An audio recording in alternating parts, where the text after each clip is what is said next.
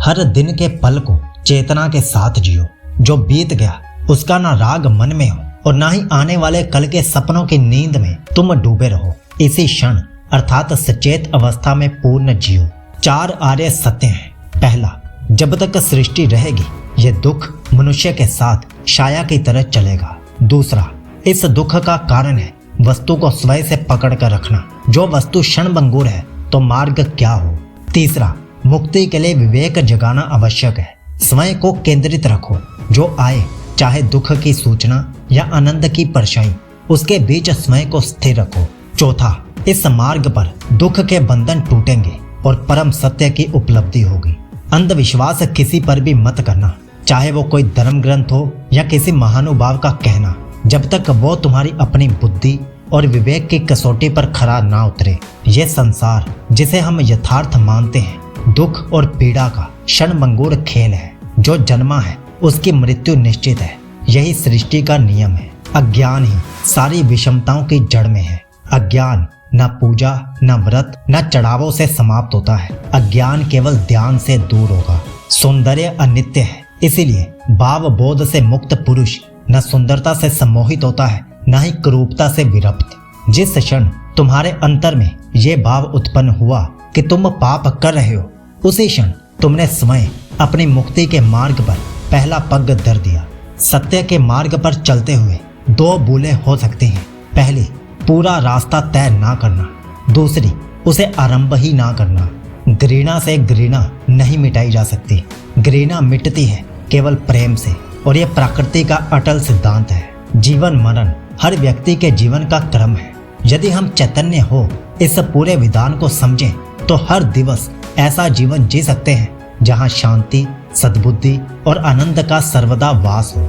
जोश से भयंकर कोई अग्नि नहीं, घृणा से भयंकर कोई जानवर नहीं, अविवेक से बढ़कर कोई जाल नहीं और लालच से बढ़कर कोई बाधा नहीं। व्यक्ति का मन ही उसका सबसे बड़ा शत्रु है, जो उससे अनुचित कार्य करवाता है। हम जो सोचते हैं उसका ही परिणाम बनते हैं। अच्छा विचार अच्छा परिणाम देता है, बुरा विचार बुरा परिणाम। यह प्रकृति का अटल नियम है। करुणा से ही हम दूसरे जीव की पीड़ा को समझ सकते हैं, उसका दुख दूर कर सकते हैं। हम कितने ही पुण्य की बातें पढ़ लें, कह लें, जब तक वो आपके अपने कृत्य ना बन जाए तब तक कोई लाभ नहीं। आत्म मुक्ति के 3 चरण हैं, शीलाचार, ध्यान और ज्ञान। शीलों का आचरण करने से ध्यान साधना बढ़ती है।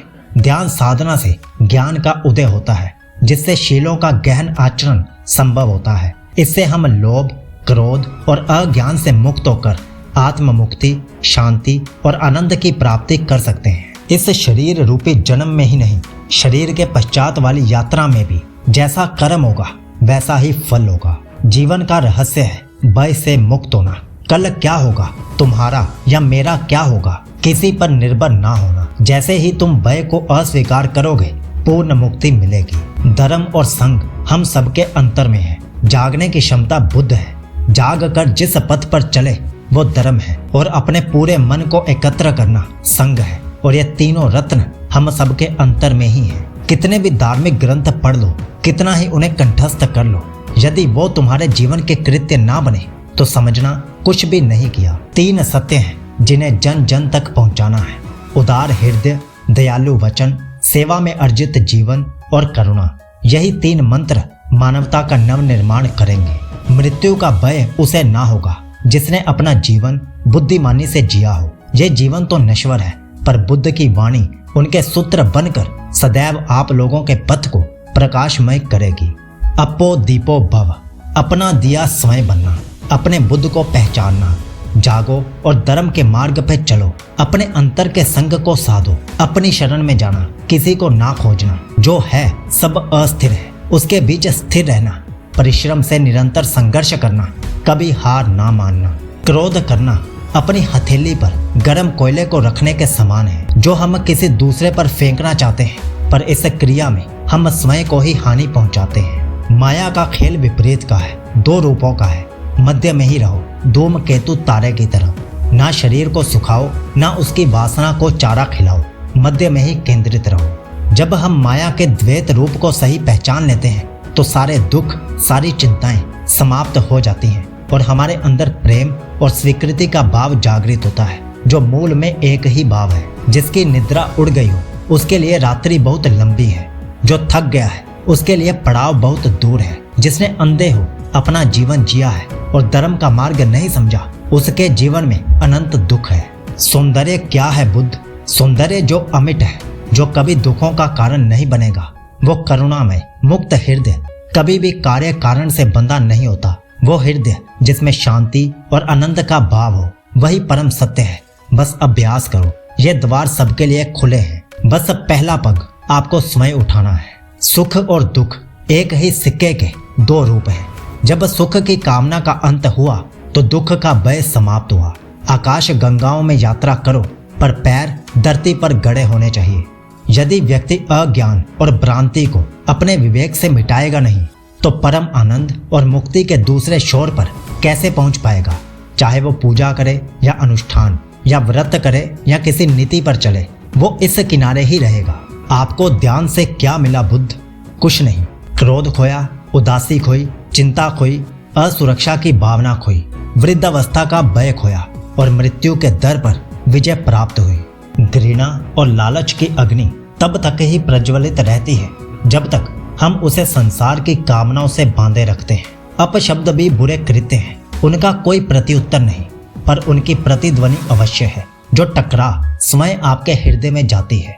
जिस प्रकार छाया मनुष्य का पीछा नहीं छोड़ती, उसी प्रकार बुरे कृत्य भी मनुष्य का पीछा नहीं छोड़ते। वो लौटकर दुख को और बढ़ाते हैं। बुद्ध कहते हैं, जागरूक होकर समय को देखो। बुरे विचार, बुरे कृत्य स्वयं धीरे धीरे समाप्त हो जाएंगे।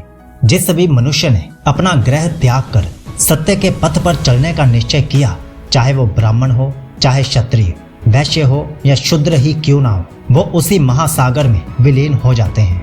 ये अष्टांग मार्ग है। इसके माध्यम से सम्यक ज्ञान, सम्यक विचार, सम्यक वाणी, सम्यक कर्म, सम्यक जीवन व्यापन, सम्यक प्रयास, सम्यक चेतना, सम्यक एकाग्रता संभव होती है। ये पंचशील मार्ग है। पहला, कभी किसी जीव की हत्या ना करें। तुम्हारी तरह वो भी मृत्यु से डरता है। जीव हत्या त्याग तुम्हारे अंदर करुणा और सामंजस्य का भाव जगेगा। दूसरा, कभी चोरी ना करें। इसके विपरीत किसी निर्बल का बल बने। तीसरा, व्याभिचार ना करें, केवल अपनी पत्नी से संबंध रखें। चौथा, कभी असत्य ना बोलें, ऐसे वचन ना बोलें जो सत्य को तोड़ते मरोड़ते हो। पांचवा, किसी भी नशीले पदार्थ का सेवन ना करें। बुद्ध का मार्ग सरल है पर कठिन है। यदि तुम बुद्ध नहीं तो तुम्हें बुद्ध में कोई रुचि नहीं होगी, और यदि तुम्हें बुद्ध में रुचि है तो तुम स्वयं बुद्ध हो। मेरे प्रिय भिक्षुओं, यदि तुम सच्चे हृदय से मेरे प्रति आदर और आभार व्यक्त करना चाहते हो तो धर्म को अपना कर्म बनाओ। हर क्षण को ध्यान से जियो। किसी भी बात पर, चाहे वो आपने कहीं पढ़ी हो या किसी महानुभाव का कहना हो या मेरे ही कहे हुए वचन क्यों ना हो, सहजता से विश्वास ना करना जब तक वो तुम्हारी बुद्धि, तुम्हारे विवेक और तुम्हारी सामान्य समझ की कसौटी पर खरा ना उतरे। नमो बुद्धाय।